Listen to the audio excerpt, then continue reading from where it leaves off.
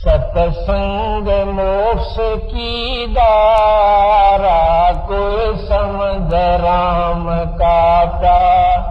सत्संग मोक्ष की दारा, कोई समझ राम का। सत्संग मोक्ष की दारा, कोई समझ राम। पाव घड़ी तो याद कर, नीमा नास न खोए। सतगुरु हेला देते हैं, विषय सूल नहीं बोवे। अलख अलह को याद करे, कादर को कुर्बान। साईं से ती तोड़ कर, रात्या का अदम जिहान। संसारी में आने कर, कहा कि यारे मूड। सुअ संबल से या लागे डोडे ढूड। गरीब सुअ सिंबल से या 12 वर्ष विश्वास। अंत चोट खाली गई, डोडे बीच कपाश। सुअ सिंबल से या ऐसी नरिय देहो। जम किंकर तुझ ले गए, मुख में देकर खे। आदि समय चेता नहीं, अंत समय अधिकार। और मध्य समय माया रते है, पकड़ लिया गंवार। परमात्मा कहते हैं संसार में आकर तने के करारे मूड। क्या यही काम था? बच्चे उत्पन्न हो गए, इनके पाल पोष दिए, ब्याह कर दिया, फिर वैसे मर जावा। ये तो पशु पक्षी भी करते हैं इस कार्य को, आपसे अधिक ज्यादा प्यार से करते हैं।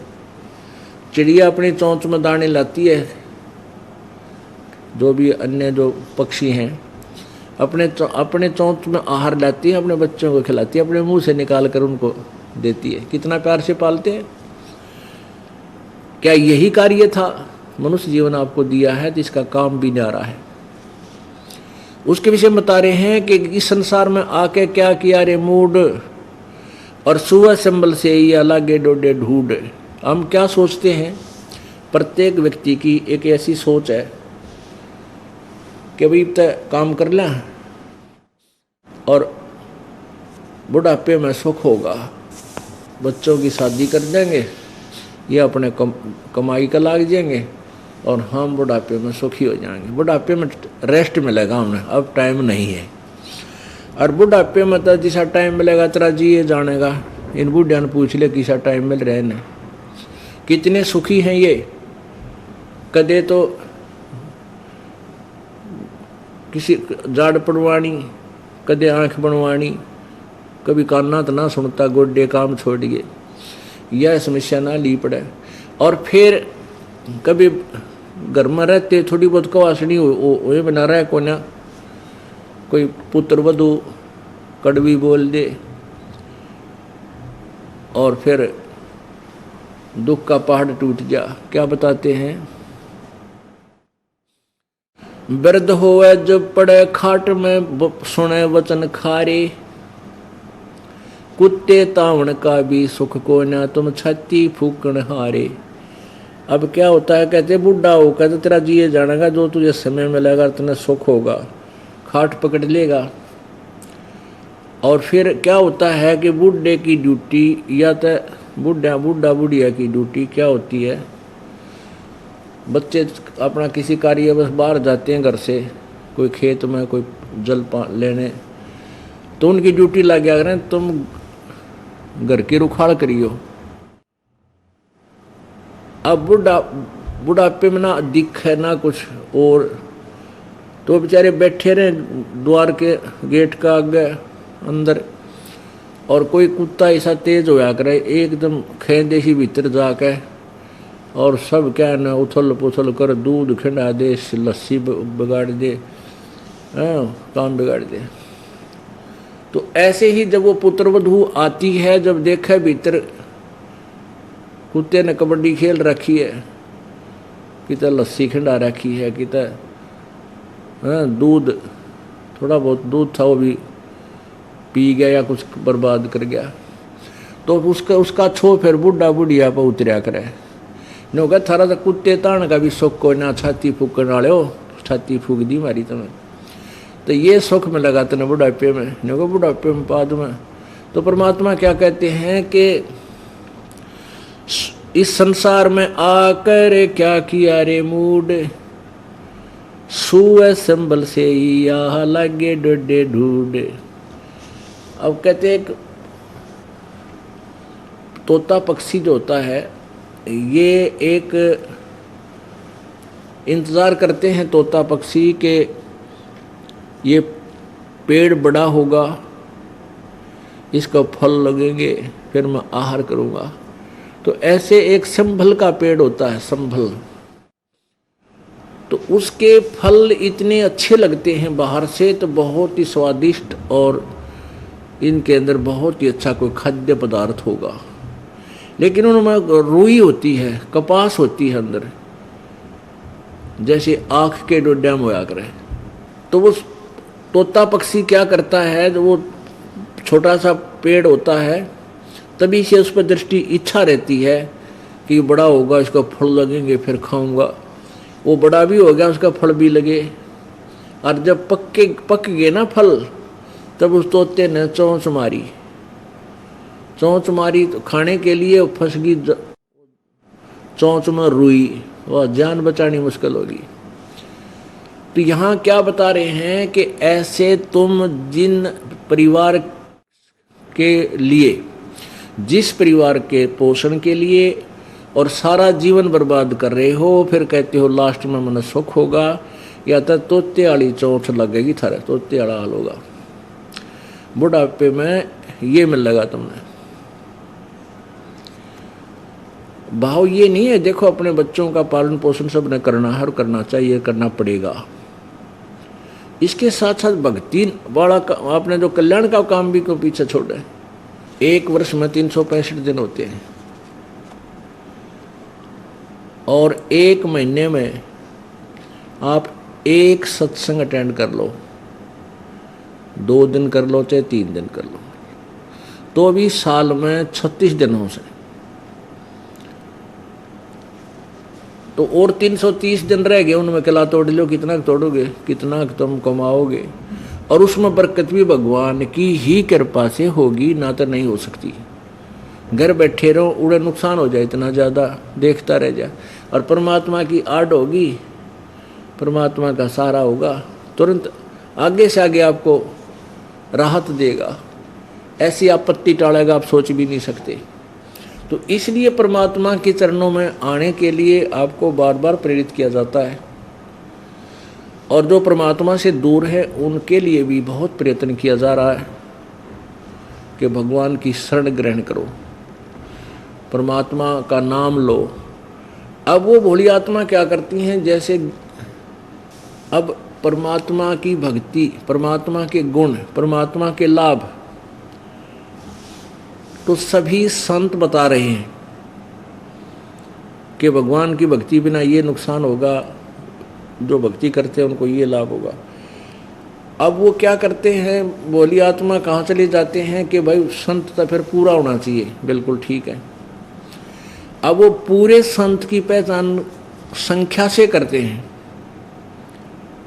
पूरे संत की पहचान जिसकी घने चेले हों, कहते वो पूरा है। तो वो भोली आत्मा उस टोल में जा फंसती हैं, उस समूह में जहाँ लाखों की संख्या में बैठे, तो वहाँ कख नहीं, किसी के पास भी कख नहीं। अभी काल भगवान ने तो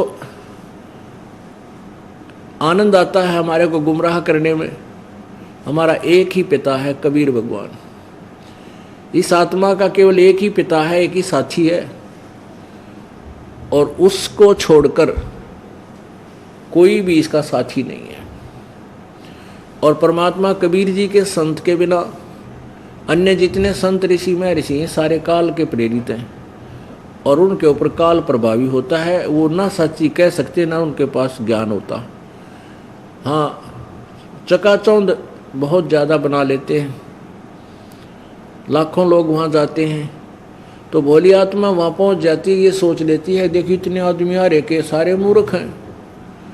मूर्ख नहीं है वो, उनको ज्ञान नहीं, वो अध्यात्म ज्ञान से अपरिचित हैं, ना उनके पास एक दिन भी ना बैठ सकता आदमी, उन कह भी ना जानते भक्ति का, एंड बेंड बोले सारा दिन वो गुरु जी तो जब हम स्वयं शिक्षित हो जाएंगे, इस ज्ञान से परिचित हो जाएंगे, फिर उनको छोड़ेंगे।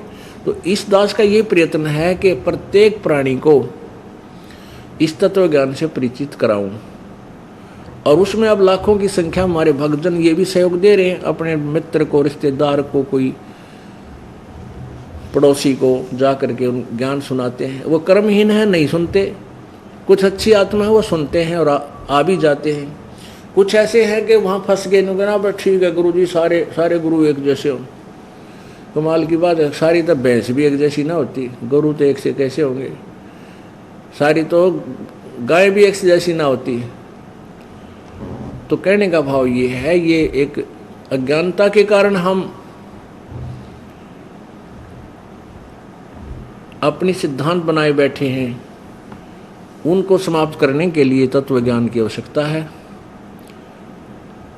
जिसको हम यथासंभव प्रयास कर रहे हैं जनसाधारण तक पहुंच जाए। पहुंचेगा ये, क्योंकि परमात्मा का वचन है, पूरे विश्व में जाएगा प्रभु का ये ज्ञान। आदि समय चेता नहीं, बचपन में तो ज्ञान नहीं होता, और अंत समय अधिकारे, मध्य समय माया रते पकड़ लिया गंवार। बचपन में तो चलो बालक है ना, ज्ञान हो, उसको तो माता पिता अगर लाइन पकड़ रहे हैं तो वो ले आएंगे साथ में।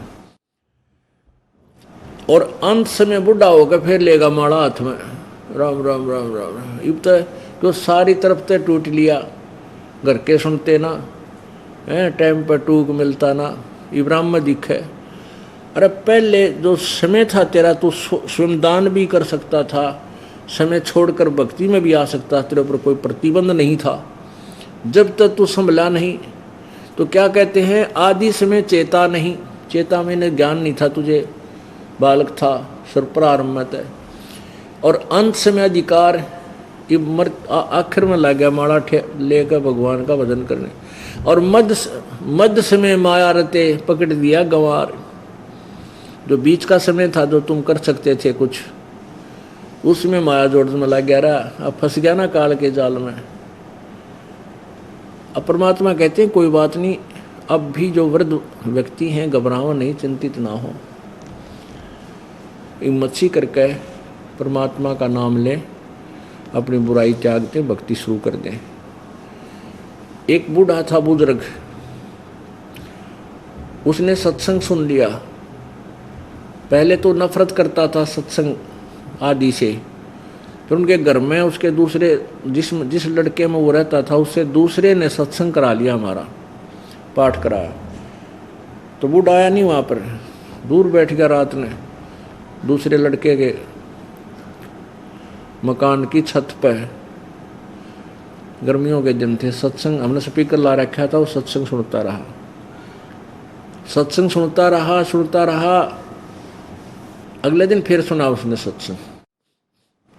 हम 3 दिन सत्संग करते थे, तो तीसरे दिन, अगले दिन जब शाम में हम सत्संग कर रहे थे, तो बूढ़ा आ गया, और जो वो लड़का सत्संग पाठ करवा रहा था, हम सत्संग, उसकी पत्नी थी, वह कहने लगी,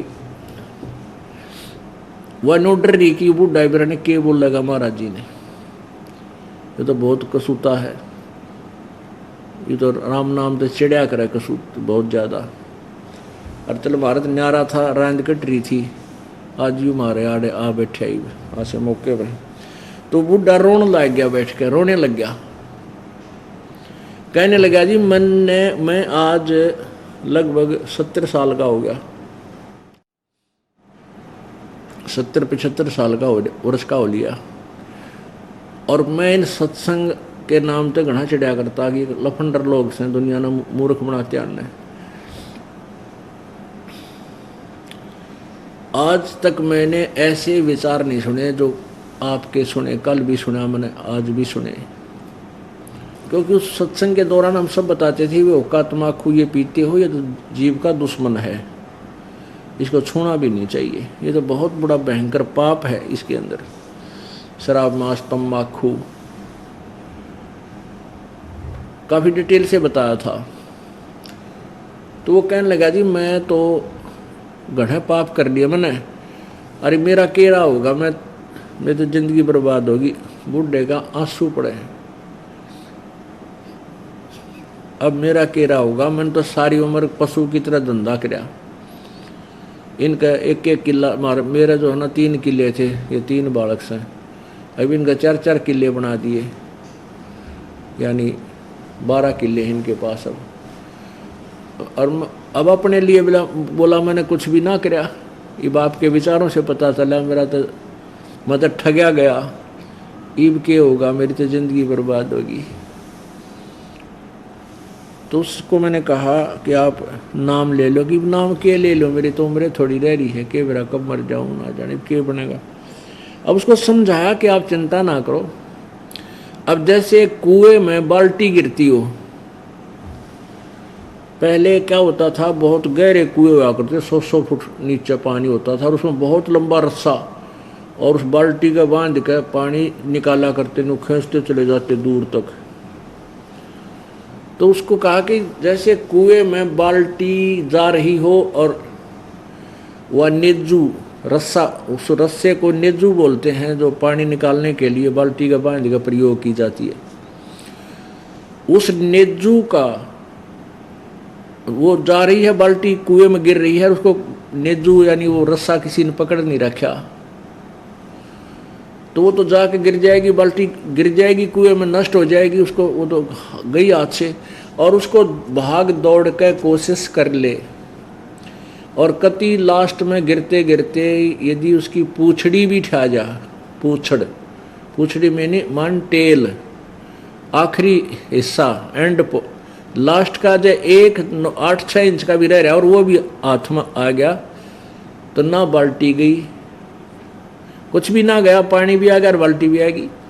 तो आपकी इब पूछड़ी सी रह रही है, इब इसने पकड़ ले जल्दी से, कुछ नहीं बिगड़ा, मनुष्य जीवन मिलेगा और सच्ची भक्ति कर लेगा तो इससे जन्म अपार है तू, इसमें लंबा समय। जैसे ही सतीथी मारा तेरे तो और घनी भक्ति बढ़ेगी, के बढ़ेगा। मेरा तो जो इतनी कसक के साथ भक्ति करी थोड़े दिन की बहुत है, सच्ची बात है, मैं सच्ची भी के कसर रहेगी। तो उसने नाम ले लिया और खूब भक्ति करी। 10-15 साल और जिया वो, 10 वर्ष आराम तय शरीर छोड़ गया। और सब ने नौकारता पे मैं इतना हुक्का पिया करता, एक घूंट में हुक्का ने खत्म कर दिया करता, मतलब इतना चलमशीली नहीं, ठंडी नहीं होने देता था। ये बोर मान्या करते इस चीज के को, जो हरा बड़ा महान मानते थे, चलमशीली नहीं होने देते हम हुक्के की, नरे पाप इकट्ठे कर लिए। तो कहने का भाव ये है कि आज समय चेता नहीं, अंत समय अधिकार, मध्य समय माया रत्ते, पकड़ लिया गंवार। तो अब ये चिंता भी नहीं करनी चाहिए कि बिचर बुढ़ापे में के बनेगा। सत साही।